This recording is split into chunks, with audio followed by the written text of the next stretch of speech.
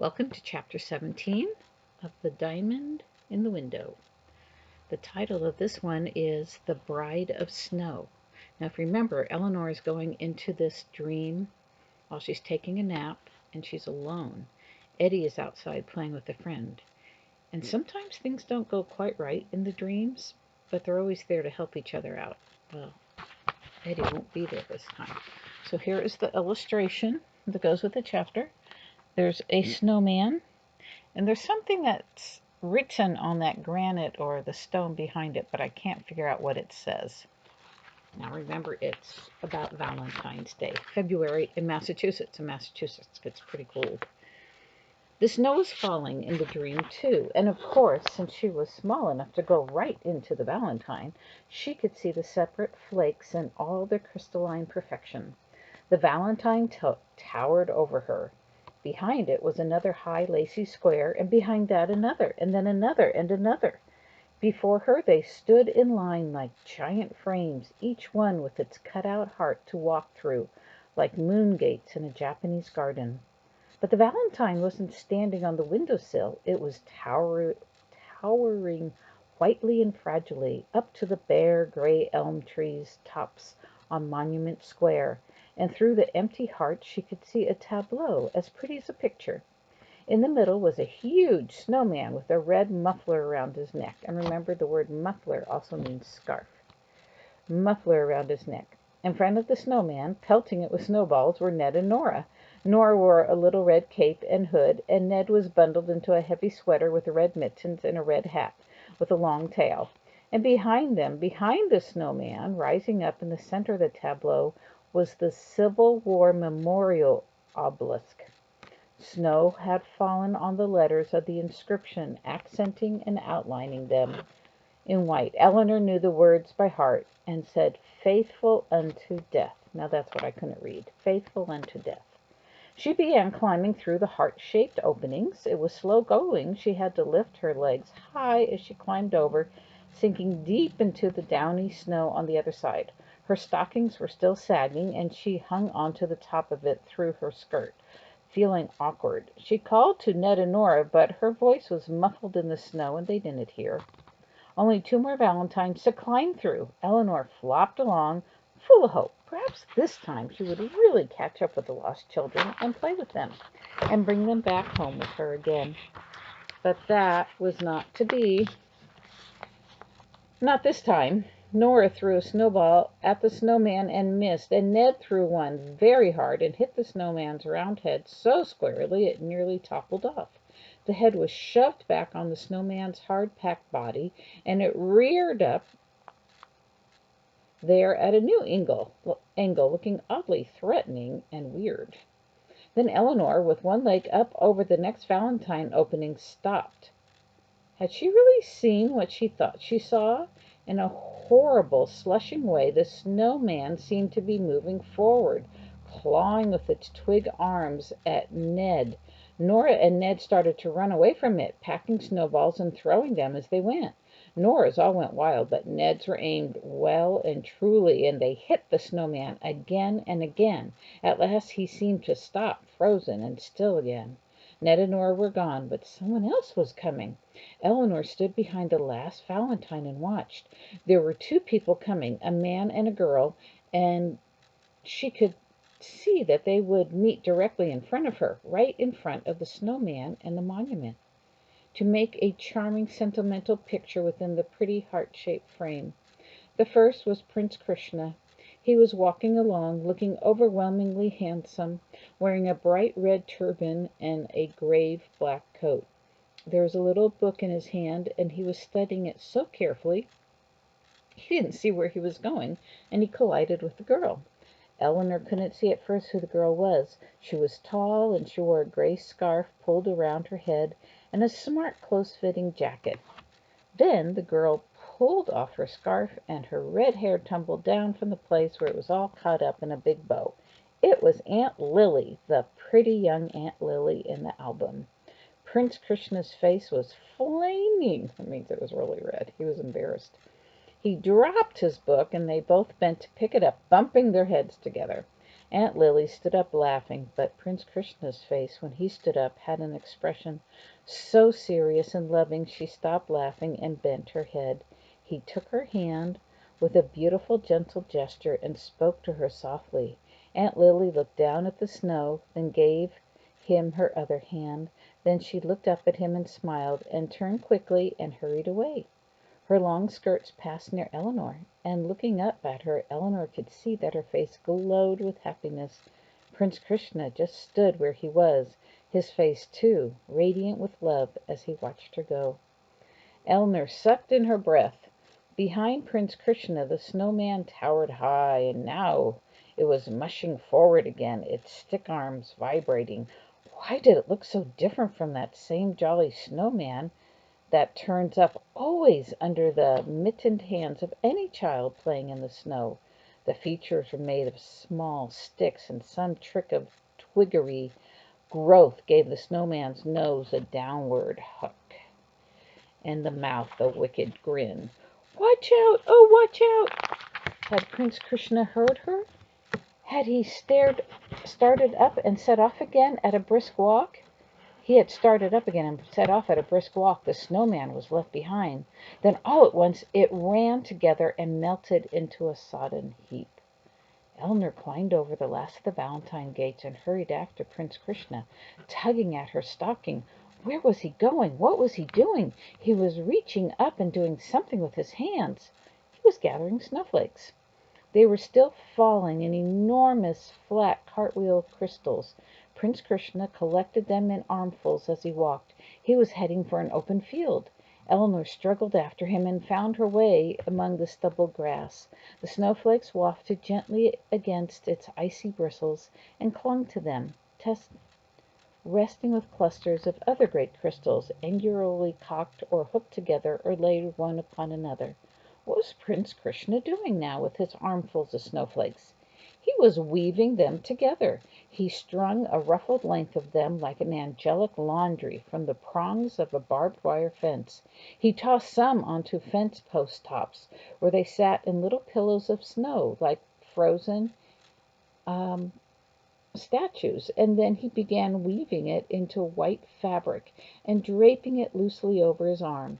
Was it the warmth of his fingers that melted together the tips of the crystal arms, or did somehow mesh and hook with them one to another? Prince Krishna stood now at the edge of the field in a little clearing surrounded by a bushy growth of young saplings. Deftly, surely, swiftly, he was setting about a new piece of work.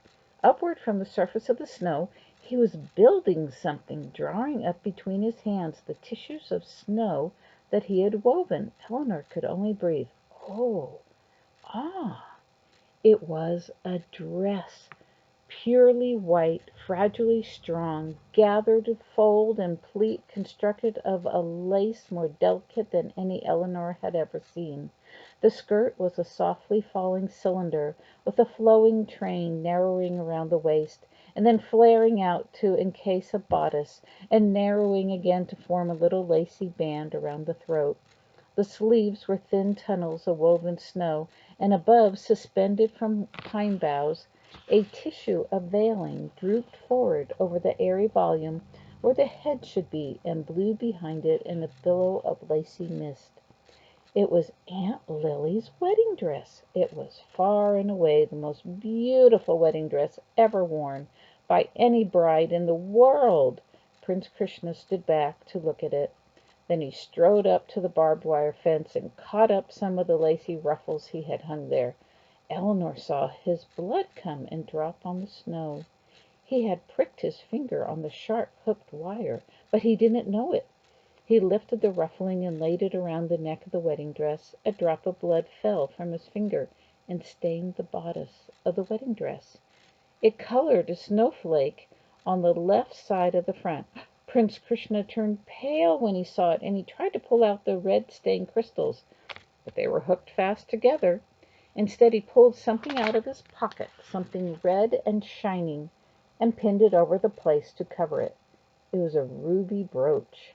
Then carefully, and with a look of sorrow on his face, Prince Krishna detached his gleaming gown from the trees and carried the dress away, cradled lovingly in his arms.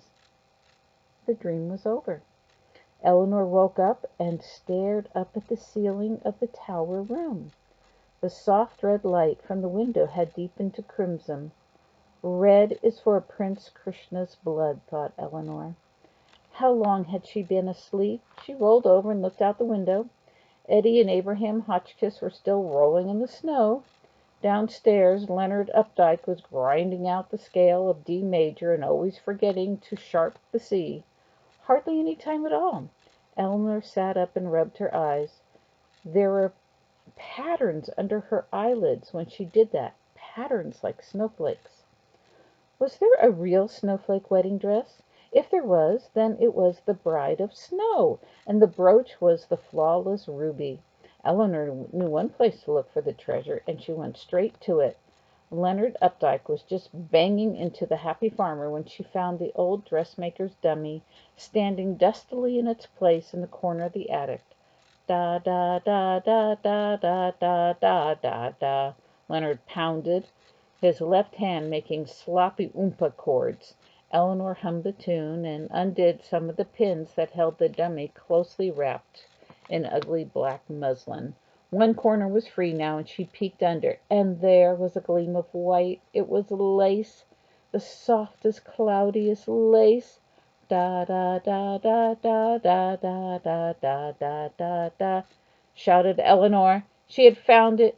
She ran down to the attic stairs, and she ran back out to the kitchen door and into the snow in her stocking feet, shouting for Eddie. Abraham Hotchkiss agreeably went home, and soon Eleanor and Edward were back behind the dummy in the attic, pulling out pins. Standing there in her sopping stockings, Eleanor told Eddie as much of her dream as she could remember. At last they freed the black shroud of its pins, and together, very carefully, they could lift it off. It was Aunt Lily's snowflake wedding dress. The train was still pinned up, and the veil was folded over the top.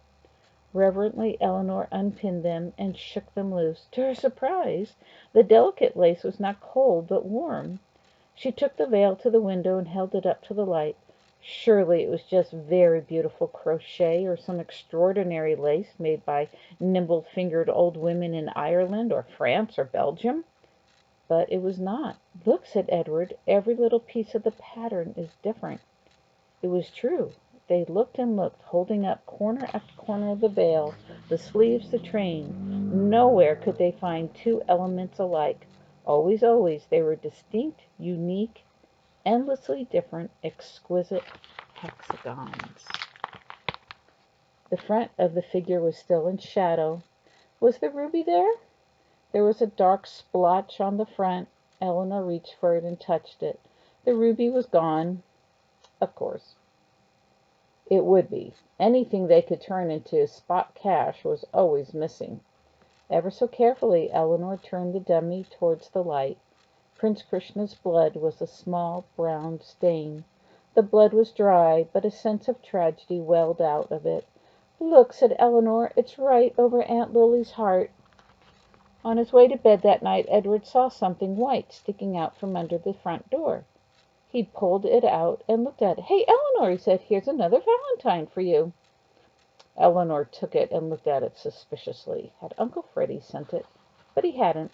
Nor had Eddie, nor Aunt Lily. It was one of the cheap penny ones from the 10-cent store. Inside the envelope was a valentine that showed a funny apple-cheeked boy with an enormous dish full of red cherries. The printed message said, "Life would be just a bowl of cherries if you would be my valentine." And on the back, in very tiny, faint pencil, were the initials BP. Who do you think BP is?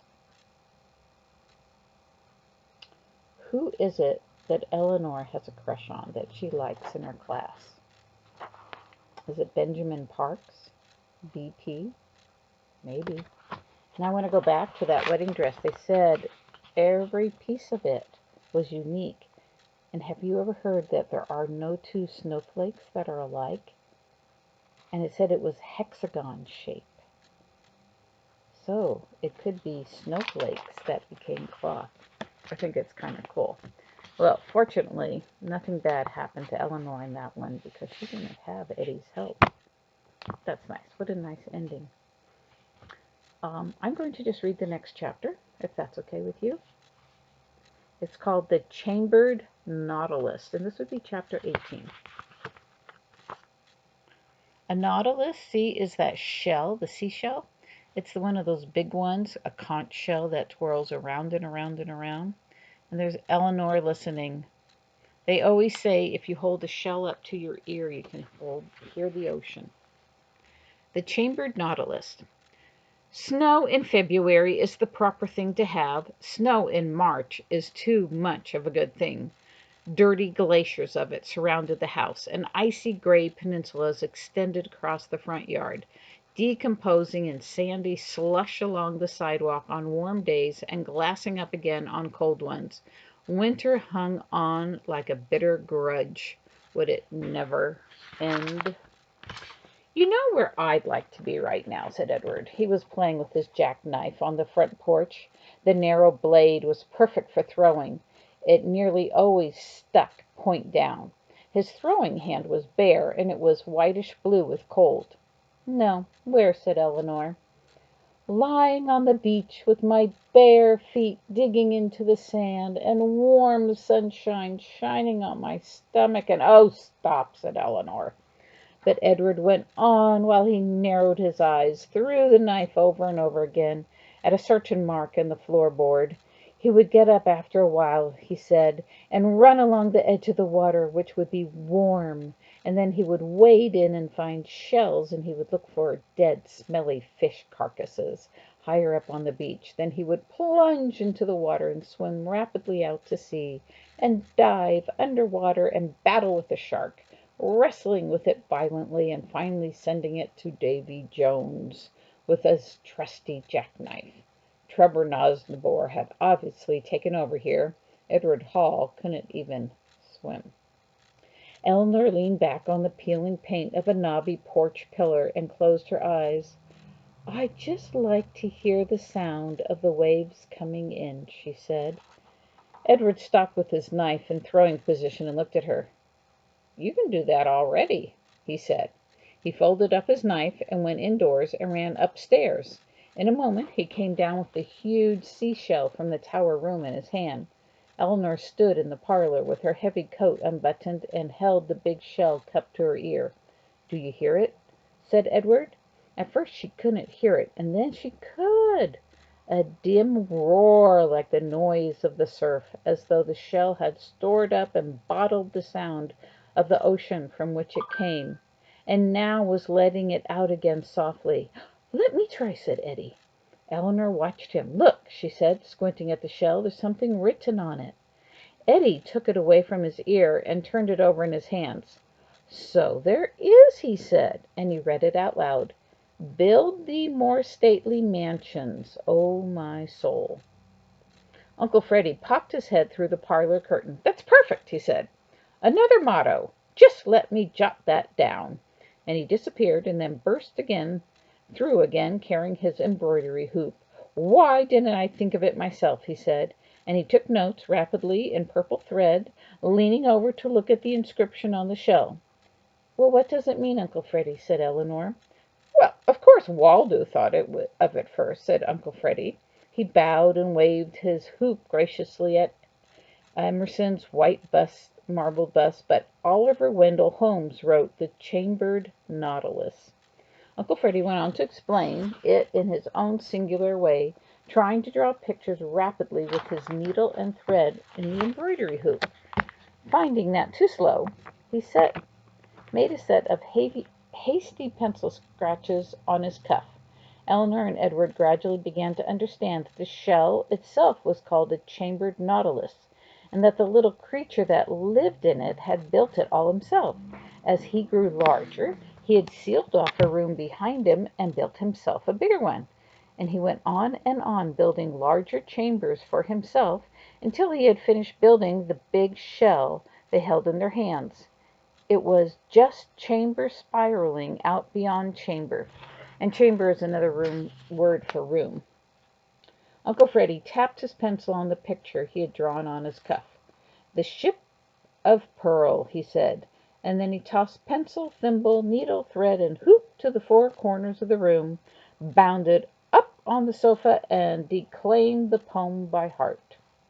"This is the ship of pearl which poets feign sails the unshadowed main, the venturous bark that flings, oh, the sweet summer wind, its purple wings, its gulfs enchanted where the siren sings, and the coral reefs lie bare, where the cold sea maids rise to sun their streaming hair.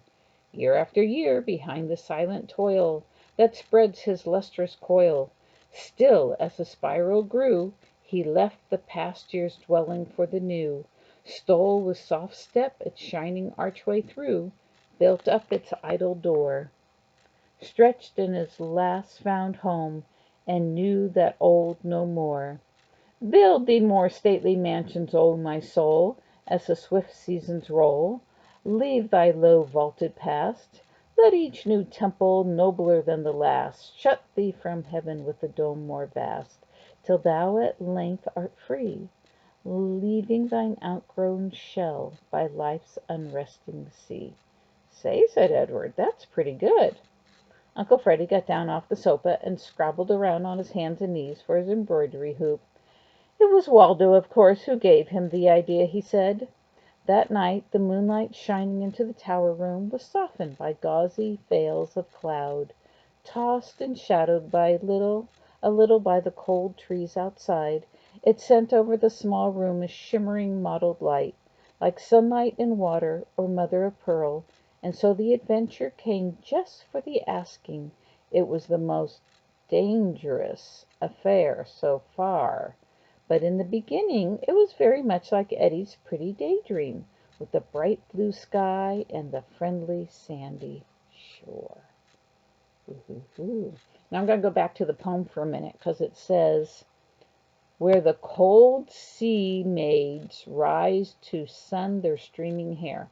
So what would a sea maid be? My guess is a mermaid, a sea maid. I don't think I've heard that term before. That means a mermaid, a sea maid. All right. Well, so this one says this next one will be the most dangerous adventure so far. So it sounds like the two of them had it together. Thank goodness.